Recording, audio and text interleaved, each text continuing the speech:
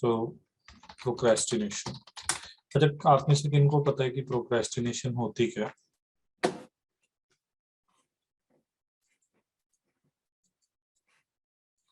What is procrastination? Distraction बिल्कुल भी नहीं।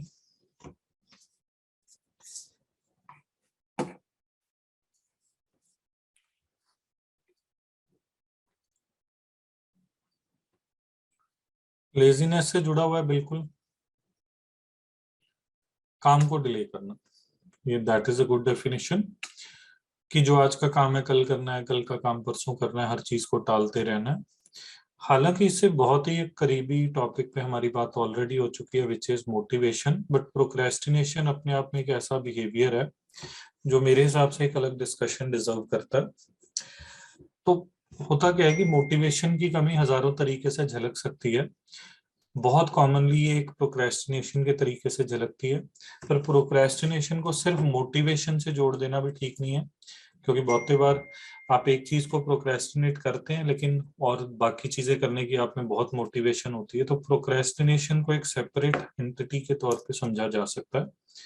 तो प्रोक्रेस्टिनेशन का मतलब है डिलेइंग या पोस्टपोनिंग। होता क्या है कि अगर आप मेरा कोर्स जो आपने ज्वाइन किया, हो सकता है शुरू में आप बिल्कुल अप टू डेट रह रहे थे, हर चीजें टाइम पे कर रहे थे, धीरे धीरे करके आपने रियलाइज किया कि चीजें छूटती जा रही हैं, आप टालते जा रहे हैं चीजों को, आप फ्यूचर डेट पे डाल देते हैं पर फिर भी नहीं करते हैं। ऐसा कुछ होना शुरू हो जाता है। ये नेचुरल है, नहीं हो रहा तो अच्छी बात है। आमतौर पे प्रोक्रेस्टिनेशन का जो डायग्नोसिस होता है वो गलत किया जाता है। प्रोक्रेस्टिनेशन की जड़ को जब डायग्नोज करने की कोशिश हम करते हैं तो यूजुअली हम जिस निष्कर्ष पे पहुंचते हैं वो होता है लेजीनेस। अब मैं अगर अपनी कहानी बताऊं तो मैंने आपको बताई है, स्कूल टाइम में मैं पढ़ता नहीं था। हालांकि दिल को चोट तो जरूर लगती थी क्योंकि नालायक का जो बैज था वो मुझे मिला हुआ था। आजकल पता नहीं स्कूल्स में ये चीजें होती हैं कि नहीं, हमारे टाइम में shaming was a very normal part of schooling. So फिर होता गया था कि अंदर गुस्सा जागता था, और नया जब भी सेशन स्टार्ट होता था तो ये होता था कि अब सबको दिखा देंगे, सबका मुंह बंद कर देंगे। 3-4 दिन फिर मेहनत होती थी, हफ्ता होती थी, ज्यादा से ज्यादा फिर वही टालना काम को, आज का काम परसों, परसों का काम महीने बाद, यही चीज। तो इनिशियली जब हम इस प्रॉब्लम को फेस करते हैं तो हम इसका बड़ा एक सिंपल सा डायग्नोसिस निकाल लेते हैं कि ये तो जी लेजीनेस है, मैं तो हुई आलसी, मैं तो एक्टिव हुई नहीं, मतलब मैं आलसी हूँ, ये मेरी पर्सनैलिटी का पार्ट है, I can't do anything about it, मैं थोड़ा बहुत मे बी बदल सकता हूँ, दैट्स अबाउट इट। पहली बात तो मैं मानता हूँ कि ये डायग्नोसिस ही गलत है। ये बिल्कुल सच है कि जब मैं बिल्कुल प्रोक्रेस्टिनेशन के बिल्कुल गर्भ में था, जब बिल्कुल उसमें डूबा हुआ था, तो मुझे अगर कोई इंसान आकर कहता कि इस चीज का कोई हल है तो मैंने कभी मानना नहीं था, क्योंकि मुझे तो ये लगता था कि ये मेरी पर्सनैलिटी में रची हुई चीज है। तो फिर प्रोक्रेस्टिनेशन का हल कैसे निकला? यानी कि जब तक मैं लेट से 15 साल का था, 10th तक मैं हर चीज टालता था, और फिर कैसे ये हो गया कि 25 साल की उम्र तक आते आते मैं ये कह पाया कि मैंने 90% प्रोक्रेस्टिनेशन त्याग दी है। तो आपको समझना होगा कि जब भी आप किसी प्रॉब्लम के साथ स्ट्रगल करते हैं, वो प्रॉब्लम लेट से कुछ भी हो सकती है, और वो उसका हल नहीं हो रहा होता लाख कोशिशों के बाद, बहुत बार इसका कारण ये होता है कि या तो हमने उसे मिसडायग्नोज कर लिया, अलग शब्दों में कहें तो हम ये नहीं समझ पा रहे कि वो प्रॉब्लम कॉम्प्लिकेटेड हो सकती है, उस प्रॉब्लम के कई लेवल्स हो सकते हैं। आपने उस समस्या को एक लेवल से हल किया और वो समस्या बंद नहीं हुई तो आप सिर फुटने लगे कि क्या हो गया, ये मतलब ये टेम्परेरीली हल हुई। जैसे किश्ती में 3 छेद हैं, आपने एक छेद बंद कर दिया और अचानक आपने नोटिस किया कि पानी उतनी तेजी से नहीं निकल रहा, लेकिन निकल फिर भी रहा है, तो इसका मतलब कहीं पे और लेवल पे भी प्रॉब्लम है। तो ये जो प्रोक्रेस्टिनेशन की समस्या है ना, it's not a simple issue, it's a complicated problem. पर वो कॉम्प्लिकेशन को समझना ज्यादा मुश्किल नहीं है, उस पर काम करना ज्यादा मुश्किल नहीं है। जब तक मैं खुद को लेजी का टैग देता रहा, इसका कोई हल नहीं हुआ। But when I started analysing the problem itself, I read a lot about it as well, but most of it was figured out by trial and error, खुद से माथाफोड़ी करके। तो आई फिगर्ड आउट कि प्रोक्रेस्टिनेशन की problem का हल इसलिए नहीं होता क्योंकि ये 3 लेवल पे एग्जिस्ट करती है। पहले तो सिंपल फिजिकल लेवल पे प्रोक्रेस्टिनेशन हो सकती है, इसके फिजिकल कॉजेज हो सकते हैं। दूसरा, प्रोक्रेस्टिनेशन के मेंटल कॉजेज हो सकते हैं। तीसरा, प्रोक्रेस्टिनेशन के इमोशनल कॉजेज हो सकते हैं। मेंटल और इमोशनल में अगर आपको फर्क नहीं समझ आ रहा तो basically this has to do with thought process, कि आप सोचते किस तरीके से हैं, आपकी डिसीजन मेकिंग कैसे काम कर रही है। और इमोशनल मतलब कि आपके अंदर जो नेगेटिव इमोशंस हैं उनके क्या हालात है, खास करके नेगेटिव इमोशंस के। फिजिकल से शुरू करते हैं। तो जब मैंने इसका हल स्टार्ट किया जब मैंने समझा कि ये 3 लेयर की प्रॉब्लम है और हर लेयर पे काम किया तो ये प्रॉब्लम लगभग गायब हो गई। और मुझे ये लगता था कि जिंदगी में जिस चीज को मुझे 10 साल लगे वो शायद 2-3 महीनों में भी हो सकती थी अगर मैंने सही गाइडेंस हासिल की होती। तो क्या पता लगा, देखिए फिजिकल लेवल पे सबसे पहले हमने देखना होता है कि प्रोक्रेस्टिनेशन किसी फिजिकल फैक्टर्स के कारण तो नहीं पैदा हो रही। क्या मेरा एनर्जी लेवल मैंने ऐसा बनाया हुआ है कि काम मुझे करने के लायक मेरे अंदर एनर्जी नहीं है। कुछ चीजें दिमाग में आती हैं, जैसे कि पहली चीज आपका स्मार्टफोन, अगर आप इसको ओवर यूज करते हैं तो ये आपकी एनर्जी सैप कर लेता है। ना सिर्फ आपकी एनर्जी सैप कर लेता है बल्कि आपकी एनर्जी को एक्सर्ट करने की इच्छा को भी। क्यों? क्योंकि देखिए, मान लीजिए आपने स्मार्टफोन यूज किया, आपको वो चीज बड़ी इंटरेस्टिंग लग रही है और उसके मुकाबले जब आप पढ़ाई या ऐसी चीजों के बारे में सोचते हैं तो वो आपको बड़ी बोरिंग लगती है, आप उधर एनर्जी लगाना भी नहीं चाहते, तो एनर्जी तो खपती है। दूसरी चीज आपकी स्लीप, कि आप रेगुलर टाइम पे सोते हैं, रेगुलर टाइम पे उठते हैं, पूरे 8 घंटे की नींद लेते हैं, कई बार स्मार्टफोन के कारण ही नहीं ले पा रहे होते। तीसरी चीज है आपकी डाइट। एक और चीज इसमें जोड़ दें, एक्सरसाइज, यानी आप मूवमेंट कितनी करते हैं। सबसे पहले अगर हम प्रोक्रेस्टिनेशन का हल करना चाहते हैं तो हमें इन चीजों पे काम करना चाहिए। ये सबसे आसान होते हैं, सबसे डायरेक्ट एंड टेंजिबल है। स्मार्टफोन कम यूज करना शुरू कर दें, हमने लास्ट बार भी बात की थी इस मुद्दे पे काफी, तो आपको पता ही है। स्लीप, उसको सुधार लें। ठीक है, क्वालिटी स्लीप की तब सुधरती है जब सोने से थोड़ा टाइम पहले फोन बंद कर दिया जाए। बाकी आप समझदार हैं, सारी उम्र आप सोए ही हैं, आपको पता ही है किस चीज से अच्छी नींद आती है, किससे बुरी। डाइट में अच्छी चीजें खाना, बुरी चीजें कम खाना, आप बहुत सारी इंफॉर्मेशन है, गूगल कर सकते हैं। एक्सरसाइज, थोड़ी बहुत एक्सरसाइज कर लेना, बिल्कुल सेडेंट्री लाइफस्टाइल ना जीना, क्योंकि फिर आपकी बॉडी को ये लगता है कि एनर्जी की जरूरत ही नहीं है तो क्यों जनरेट करनी। तो एनर्जी, एक्सरसाइज करने से एनर्जी जनरेट होती है, क्योंकि बॉडी को आप ये मैसेज देते हैं फिजिकल लेवल पे कि मुझे एनर्जी की जरूरत है। अच्छा, तो अलग अलग बच्चों के अलग अलग लेवल पे इस ये प्रॉब्लम फैली हो सकती है डिफरेंटली। फॉर एग्जांपल, एक बच्चा हो सकता है जिसकी सारी प्रॉब्लम फिजिकल थी, ये चीजें करने से प्रोक्रेस्टिनेशन खत्म हो गई। कुछ बच्चों की प्रॉब्लम इस लेवल पे होगी नहीं, वो मेंटल या इमोशनल लेवल से पैदा हो रही है। तो हमें हर लेवल पे काम करना पड़ेगा, तभी हमें पता लगेगा किस लेवल पे प्रॉब्लम थी। और अगर हम ऑब्वियसली पूरी तरह इस समस्या का सर्वनाश करना चाहते हैं तो ये जरूरी है। अच्छा, मेंटल लेवल पे समझते हैं प्रोक्रेस्टिनेशन कैसे पैदा होती है। देखिए, एक डिसीजन मेकिंग होती है कि मैंने अपने टाइम का प्रयोग कैसे करना है। आमतौर पे चॉइस दो चीजों के बीच में आके अड़ती है, वो चीजें जो हमें इंस्टेंट ग्रेटिफिकेशन देती हैं वर्सेस वो चीजें जो हमें डिलेड ग्रेटिफिकेशन देती हैं। इंस्टेंट ग्रेटिफिकेशन वो चीजें होती हैं जिन एक्शंस को लेते ही मजा आना शुरू हो जाता है, प्लेजर। ग्रेटिफिकेशन का मतलब होता है प्लेजर। डिलेड ग्रेटिफिकेशन वाली वो चीजें होती हैं जिनका एक्शन आप आज लेंगे, हो सकता है 1 घंटे बाद, हो सकता है आधे घंटे बाद, हो सकता है 1 साल बाद, 10 साल बाद आपको उसका फायदा या प्लेजर नसीब हो। उदाहरण के तौर पे मान लीजिए कोई आईएएस बना, वो कब से मेहनत कर रहा होगा, बहुत दुखी हो रहा होगा, लेकिन जब वो फाइनली जाके आईएएस बनता है तो वो जो एक्शंस कब से लेने शुरू किए होते हैं उनका उसे प्लेजर जाके फिर मिलता और ताउम्र शायद मिलता रहता है। इसके मुकाबले मान लीजिए आप फेसबुक पे वीडियोस देख रहे हैं या व्हाट्सएप पे लोगों के स्टेटस देख रहे हैं, हर एक्शन स्क्रॉल करना एक एक्शन हो गया, वीडियो बदल जाती है, आपको थोड़ा सी डोज मजे की मिल जाती है। तो ये होती है इंस्टेंट ग्रेटिफिकेशन वाली चीजें। प्रोक्रेस्टिनेशन मेंटल लेवल पे इस डिसीजन मेकिंग से पैदा होती है कि मुझे हर बार जब डिसीजन लेना होता है मैं इसके फेवर में डिसीजन लेता हूँ।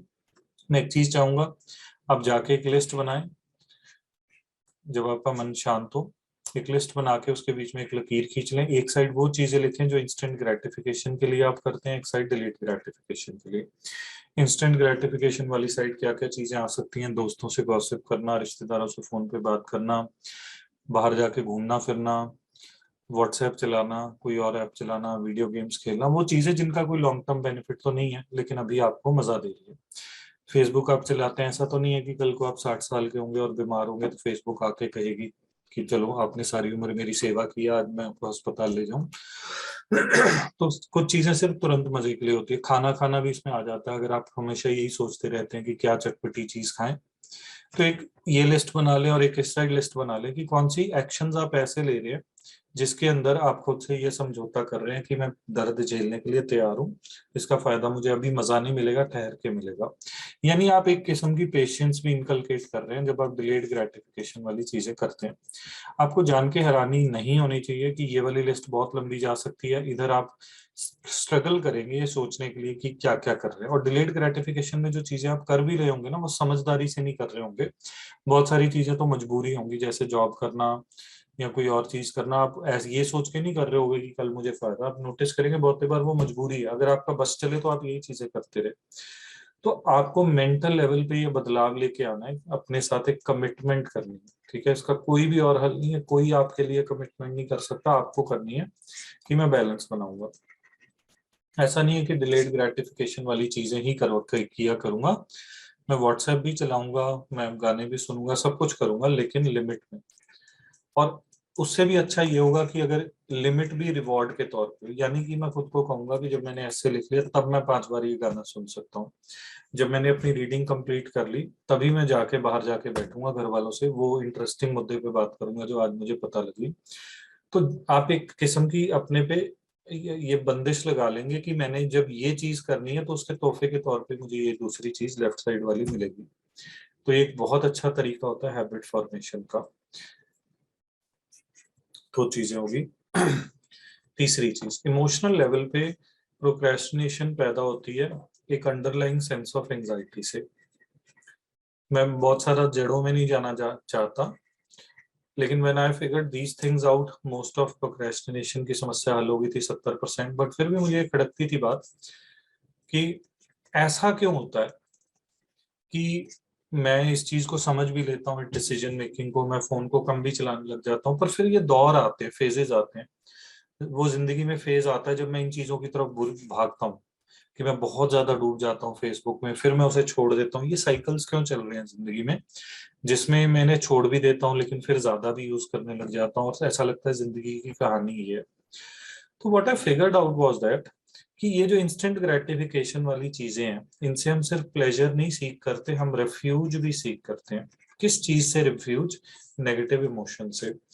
जब हमें इंटरनली एंजाइटी फील होती है, जो खुद प्रोक्रेस्टिनेशन से भी पैदा हो सकती है कि कोई काम पड़ा है करने वाला पर मैं कर नहीं रहा, लेकिन जब भी हमें एंजाइटी फील होती है, हल्की सेंस ऑफ डिस्कम्फर्ट अंदर फील होता है। अब मैं समझा नहीं सकता एंजाइटी क्या होती है, आपको पता ही है। जैसे कोई अचानक आपका इंटरव्यू होने वाला है उसको लेके, या आपको किसी चीज की वेट करनी पड़ रही है, तो वो जो घबराहट की सेंस है हल्की हल्की, कई बार हम वो या वो बोरियत की सेंस में आ सकती है चीज, तो हम उसे फील नहीं करना चाहते और उससे बचने के लिए हम भागते हैं इंस्टेंट ग्रेटिफिकेशन की तरफ। तो नेगेटिव इमोशंस हमें फोर्स करते हैं कि हम डिसीजन इंस्टेंट ग्रेटिफिकेशन के फेवर में लें। तो अगर हम अपनी एंजाइटी का हल नहीं करेंगे, इसे फेस नहीं करेंगे, पहली बात तो इससे डरते रहेंगे कि मुझे कोई काम शुरू करने से पहले अंदर घबराहट होगी, मैंने किया ही नहीं, छोड़ दिया, कुछ ऐसी चीज।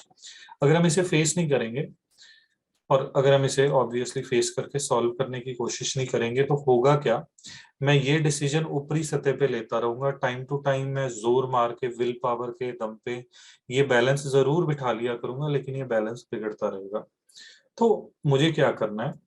मुझे पहले तो ये करना है कि मैं थोड़ा सा फील करना शुरू कर दूं कि कहीं ये तो नहीं कि मुझे बुरा फील होता है तभी मैं इन चीजों की ओर भागता हूँ, मुझे बुरा फील होता है तभी मैं स्वादिष्ट खाने के बारे में या दोस्तों से बात करने के बारे में या व्हाट्सएप चलाने के बारे में सोचता हूँ। हमने इस कनेक्शन को तोड़ना है अवेयरनेस से। फिर जहां तक सॉल्यूशन की बात है, तो एंजाइटी के जो सॉल्यूशंस होते हैं, 50% तो अवेयरनेस से सॉल्व हो जाती है। कि मुझे अगर कोई घबराहट हो रही है, मैं उसे भागना ही बंद कर दूं, उसे फेस कर दूं, तो बहुत ज्यादा हद तक वहीं हल हो जाती है। जो दूसरे तरीके होते हैं उनमें एक्सरसाइज, डाइट, स्लीप तो आता ही है, जिसकी बात हम पहले कर चुके हैं, तो इसलिए ये चीजें इंटरकनेक्टेड है। एक एडिशनल सॉल्यूशन होता है थोड़ी बहुत मेडिटेशन स्टार्ट करना। तो हमें ये पता है कि हमारे दिमाग का पिछला हिस्सा वो तरंगे जनरेट करता है जो एंजाइटी के रूप में आती हैं, दिमाग का फ्रंट वाला हिस्सा उन्हें कंट्रोल करता है। मेडिटेशन फ्रंट वाले हिस्से को ये साइंटिफिक रिसर्च में पता लगा है मोटा करती है। तो मैं ज्यादा डिटेल में नहीं जाना चाहता। सजेशन ये है कि 5 मिनट माइंडफुलनेस मेडिटेशन, ये यूट्यूब पे सर्च कर लें, दिन में 2 या 3 बार इसे करें और बस एक रूटीन सा बना लें। आप नोटिस करेंगे कि नेगेटिव इमोशंस कम आ रहे हैं और फेसेबल भी ज्यादा है। मुझे नहीं पता जो चीजें मैंने आपको बताई हैं इससे मैंने आपको क्लियर की हैं चीजें ज्यादा या और कॉम्प्लिकेट कर दी हैं। उम्मीद करता हूँ आपको थोड़ा एक इंसाइट मिला होगा अपने बिहेवियर पे कि मैं ऐसा क्यों करता हूँ, और आपको हल भी मिले होंगे। अगर हम सिर्फ एक्शनेबल स्टेप्स की बात करें, सिंपली पहले स्टार्ट करें इन चीजों पे निगाह मारनी, smartphone, sleep, diet, exercise. After that decision making पे निगाह मारे कि दिन में कितना टाइम आप इंस्टेंट ग्रेटिफिकेशन वाली चीजों पे स्पेंड कर रहे हैं, उसके लिए उसकी लिस्ट बनानी पड़ेगी। Otherwise they could sneak up to you, आपको पता भी नहीं लगेगा कि ये चीजें आप मजे के लिए कर रहे हैं। एक कॉफी का कप भी हो सकता है आपको चाहिए ना हो, आप सिर्फ इसलिए पी लेते हैं क्योंकि आपको उसकी लत है। जो 15-20 मिनट आप कॉफी पीते हैं आपको मजा आता है सिर्फ इसलिए। तो बड़ा कह लीजिए कि ईमानदारी से देखना पड़ता है कि कितनी चीजें मैं ऐसी कर रहा हूँ जो एक्शन आज ले रहा हूँ आज पेनफुल है लेकिन फ्यूचर में फायदा करेंगे, कितनी चीजें जो मुझे कभी फ्यूचर में फायदा नहीं करेंगी अभी मजा दे रही है। तो जब ये बैलेंस बिठाने का आप कमिटमेंट करेंगे, उसके बाद आप तीसरी चीज ये चेक कर सकते हैं कि कहीं एक सेंस ऑफ एंजाइटी या हल्की घबराहट या हल्का डिस्कम्फर्ट तो आपको फोर्स नहीं करता इन चीजों की ओर। अगर करता है तो पहले तो उसे अवेयरनेस जगाएं, फेस करें, और दूसरी चीज थोड़ा मेडिटेशन, एक्सरसाइज, डाइट, स्लीप पे ध्यान दें। आप नोटिस करेंगे कि ये चीजें जब आप करने लग जाएंगे तो बहुत ही जल्दी आपका प्रोक्रेस्टिनेशन जो है वो डिसअपियर होने लग जाएगा एफर्टलेसली। आपको खुद को ये कहना नहीं पड़ेगा कि मुझे काम टालना नहीं है। आप नोटिस करेंगे कि आपको लग ही नहीं रहा कि आपको काम टालना चाहिए, as if that problem did not exist. क्यों? क्योंकि जड़ में जो मैकेनिज्म्स थे उसके आपने उससे डील किया। तो ये थी मेरी छोटी सी presentation on the issue of procrastination, जो एक मेरे दिल के करीब इशू है। मैंने सारी उम्र इससे मैं जूझा हूँ, 25 साल की उम्र तक कम से कम। मैं उम्मीद करता हूँ जो बातें मैंने आपको कही इन्होंने आपको इंसाइट दिया होगा, एक्शनेबल स्टेप्स दिए होंगे, आप हल कर पाएंगे अपनी समस्या को। Any questions, any suggestions, anything, आप सी लिख सकते हैं ताकि हम आगे बढ़ें अगर आपको लगता है हमें आगे बढ़ना चाहिए। आई होप कम से कम आप ये रियलाइज कर रहे हैं it was not just about aisles. Aisles तो एक चीज है, जिंदगी में भी काम आने वाली बात है अगर आप प्रोक्रेस्टिनेट करते हैं।